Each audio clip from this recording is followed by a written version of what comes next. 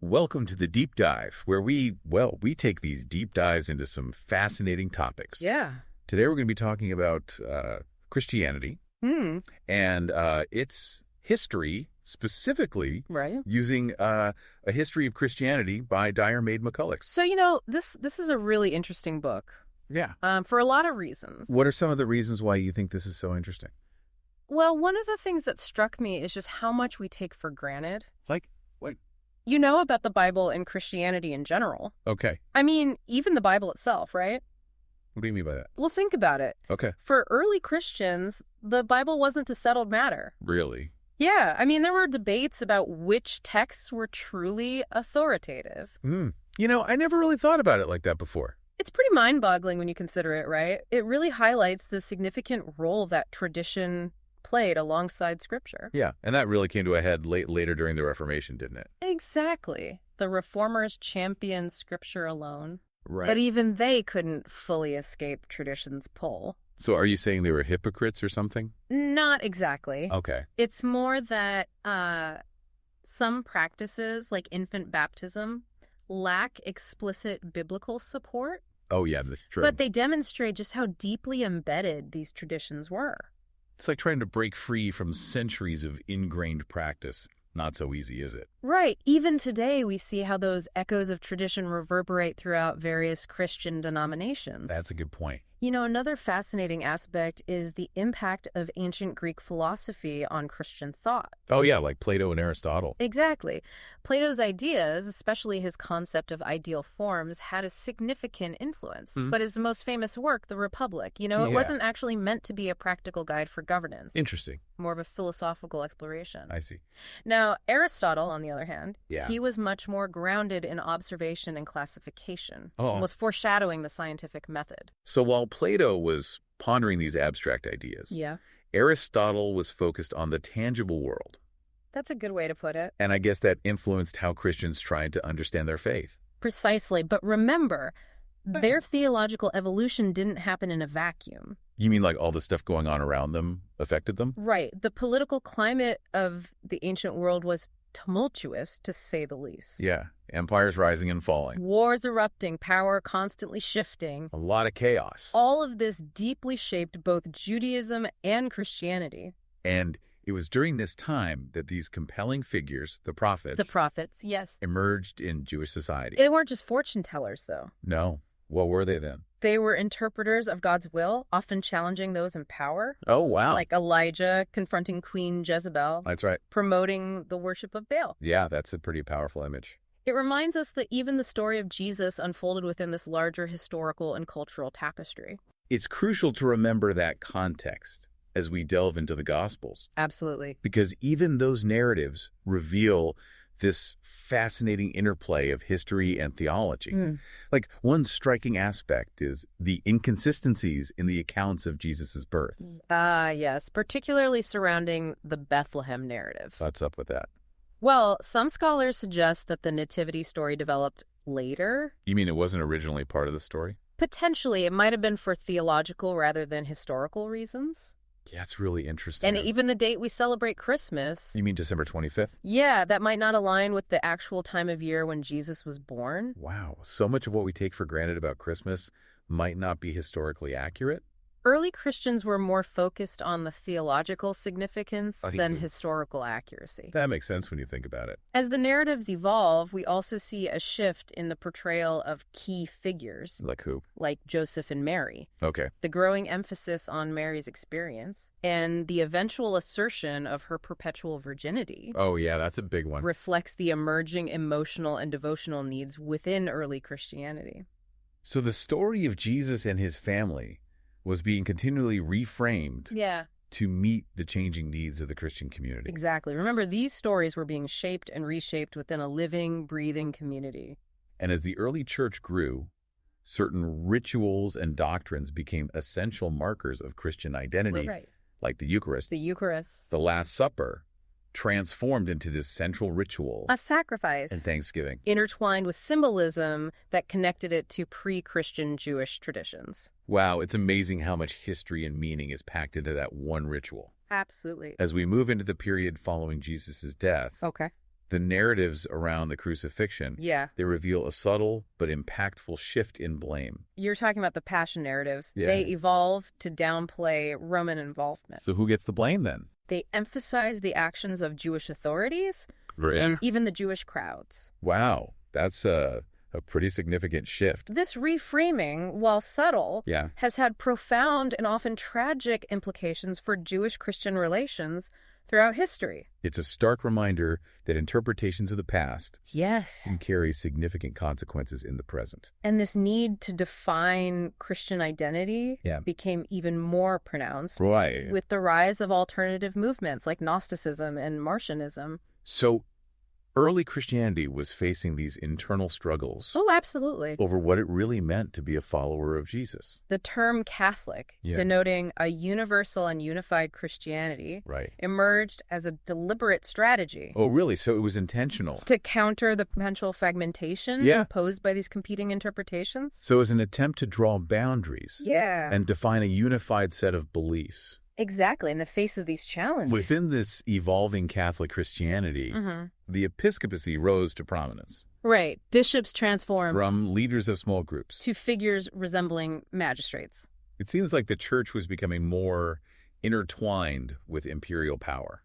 That's a good observation. And this transformation is mirrored in the very architecture of churches. Interesting. They shifted from intimate gathering spaces to grand centers of administration and control. Wow. So the buildings themselves reflect this change in power. And a symbolism of the bishop's cathedra chair gave rise to the term cathedral. That's right. I never made that connection before. As this authority consolidated, doctrinal disputes intensified. Especially those surrounding the nature of Jesus Christ, right? Exactly. The 4th and 5th centuries were like this whirlwind of theological debate. It was a time of intense intellectual and spiritual ferment. With figures like Nestorius and Cyril of Alexandria engaging in complex arguments about person and nature in relation to Christ. They were grappling with this profound mystery. The mystery of how God could become human. Trying to articulate something that might ultimately transcend human comprehension. Absolutely. And these weren't just abstract theological sparring matches either. No, they had real-world consequences. Political implications. Right,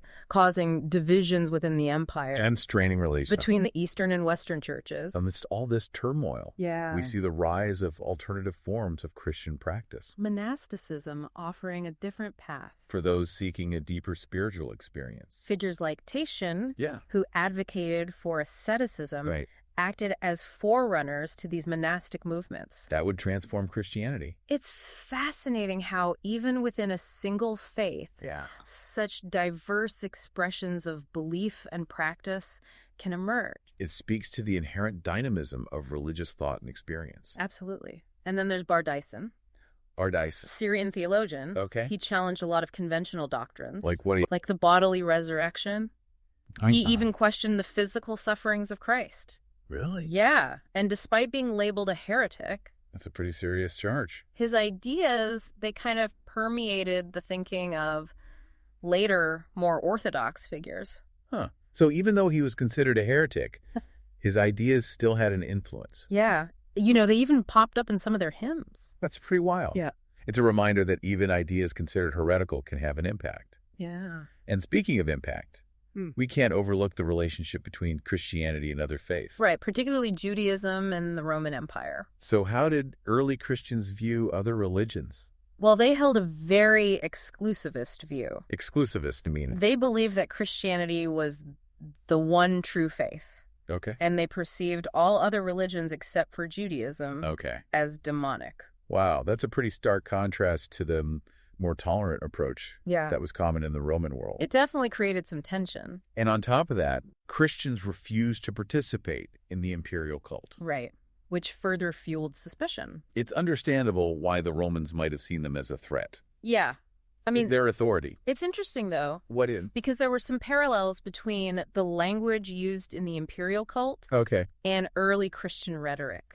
Oh, really? Yeah. So maybe there was some overlap that led to misunderstandings. It's possible that commission contributed to the volatile mix of clashing worldviews and power struggles, which ultimately led to those periods of persecution and acceptance that Christians experienced in the Roman Empire. From the early martyrs to the eventual embrace of Christianity by emperors like Constantine. It was a roller coaster. And even before Constantine, we see figures like Marcia, the mistress of Emperor Commodus, playing a role in fostering a relationship between Christians and the imperial court. And then there's Emperor Severus Alexander, who reportedly commissioned statues of Christ, alongside figures from other traditions. So there's some religious tolerance during that time. It seems so, but it didn't last. What happened? The Great Persecution under Diocletian.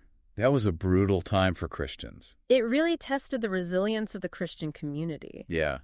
It seems like that was a pivotal moment for the church. It forced them to confront internal divisions and chart a course for the future.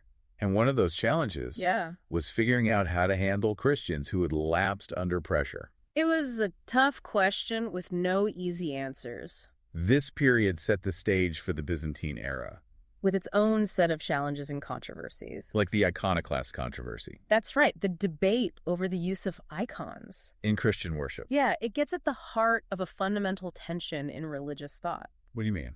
It's rooted in that Hebrew tradition's prohibition against graven images. But I thought both Judaism and Christianity used images in their art and architecture. They did, but it wasn't as simple as a blanket ban on all images. Both Jewish and Christian thinkers interpreted and sometimes circumvented this prohibition. So it was more about understanding the purpose and context of those images. Exactly. And then you have the influence of Greek culture, where they depicted the divine in human form. Right. So you have this clash of two distinct worldviews. No wonder it caused so much debate. And it wasn't just a theological dispute. What else was going on? There were significant political dimensions as well. Oh, like what? Well, Emperor Leo III, facing the rise of Islam. Islam was a powerful force at that time. He might have viewed icons as a point of contention with his Muslim neighbors. Interesting. So icons became a symbol of a much broader struggle. And this controversy left a lasting impact on Byzantine art and architecture. Like the Hagia Irene Church in Constantinople. Right, where a simple cross replaced the traditional mosaics. It's a powerful reminder of that iconoclastic period. And as the Byzantine Empire progressed, mystical movements like hesychasm provided new avenues for spiritual exploration. But they also sparked controversy. It seems like every new development in Christianity comes with its own set of debates and challenges. The hesychasts emphasized direct communion with God. Through contemplative practices. It's almost like a form of Christian meditation. I can see how that might be appealing. But not everyone was on board. Why not? Some saw it as a dangerous form of spiritual enthusiasm. In what way? They thought it might blur the lines between the divine and the human. That's a concern that comes up a lot in religious history. The debate between supporters like Gregory Palamas and critics like Barlaam of Calabria, it really gets to the heart of these theological tensions. And what was at the core of this debate? The concept of uncreated light. Uncreated light. Imagine experiencing a light so brilliant, so pure. Okay. It seems to exist beyond the confines of time and space. Wow, that's a powerful image. That's how the hesychasts described uncreated light. And it became central to their belief in direct communion with God. But this idea sparked controversy because critics argued it blurred the line between the divine and the human. It raises questions about the limits of human experience. Even in the Byzantine era, Christian thought remained dynamic. Absolutely. Constantly evolving through this interplay of tradition and innovation. Reason and experience, political power, and spiritual authority. It's fascinating to see how all these forces shaped the development of Christianity. Yeah, and this dynamism continued as we move into the later Middle Ages. And the eventual encounter with the Reformation. The stage was set for a major upheaval. That would reshape the landscape of Christianity forever. Indeed, but that's a story for another deep dive. Wow, it seems like every corner we turn in Christian history reveals another layer of complexity and intrigue. You know, we've seen how political upheavals, philosophical debates, and even the evolution of language shaped this faith's trajectory. It's really remarkable how, from its very beginning, Christianity was constantly in dialogue with itself and with the world around it. Yeah, constantly grappling with these philosophical influences, navigating political change, always trying to define his identity in the face of challenges. It never stood still. As we wrap up our deep dive into Diarmaid MacCulloch's A History of Christianity, what would you say are the most significant takeaways? I think one of the things that really stands out is how Christianity, from its very inception, was a faith in constant dialogue with itself and with the world around it. Yeah, we see that internal struggle to define itself over and over again. It speaks to the inherent diversity of human thought and experience, even within a single faith tradition. And it's amazing how those abstract theological debates had very real consequences. Yeah, shaping the political and social landscape. Like the iconoclast controversy. Exactly what started as a theological dispute over the use of images became this flashpoint in a broader cultural and political struggle. And then you have these mystical movements like hesychasm, highlighting this enduring human desire for a direct, unmediated experience of the divine. It really challenges our assumptions about what it meant to be a Christian back then. It wasn't a monolithic experience. It encompassed a whole spectrum of beliefs and practices. I think this exploration has only scratched the surface. Oh, absolutely. There's so much more to uncover. So much more to ponder and to debate. A history of Christianity is really a treasure trove of insights. It challenges our preconceived notions and prompts us to re-examine this story we thought we knew. It's definitely a journey worth taking. Well, this deep dive has left me with a profound appreciation for the dynamism of Christian history. Me too. And a desire to learn even more. I encourage everyone listening to pick up a copy of MacCulloch's book and embark on your own journey of discovery. And don't forget to subscribe to our channel for more fascinating deep dives. Be sure to share this episode with your friends. Keep those minds curious, and we'll see you next time for another plunge into the depths of knowledge.